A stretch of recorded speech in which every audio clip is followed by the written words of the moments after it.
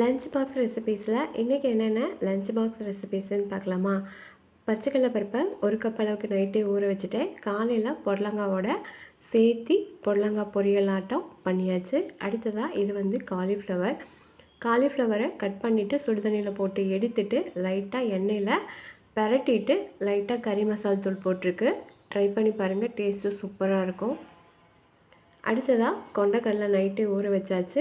இதையும் காலையில் 4 விசில் விட்டு எடுத்துட்டு வெங்காயம், மிளகா, தேங்காய்லாம் போட்டு துருவி சூப்பராக கொண்டக்கடலை பொரியல் மாதிரி பண்ணியாச்சு. அடுத்ததாக வல்லாரக்கீரை துவையலுக்கு மட்டும் வல்லாரக்கீரையை லைட்டாக எண்ணெயில் தனியாக வதக்கணும். கூடவே கொத்தமல்லி போட்டு வதக்கி இதை சட்னி மாதிரி செஞ்சிங்கன்னா சூப்பராக இருக்கும் டேஸ்ட்டு.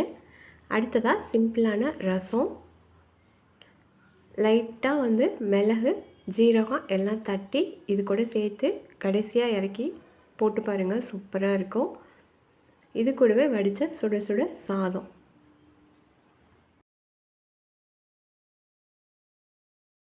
இந்த லஞ்ச் பாக்ஸ் ரெசிபீஸ் பிடிச்சிருந்தா நம்ம சேனலை மறக்காமல் சப்ஸ்கிரைப் பண்ணிக்கோங்க, லைக் பண்ணிக்கோங்க, எல்லாருக்குமே ஷேர் பண்ணிக்கோங்க. இதே மாதிரி நிறைய ரெசிபீஸ் நம்ம சேனலில் வீடியோவும் அப்லோட் பண்ணியிருக்கு, மறக்காமல் பாருங்கள்.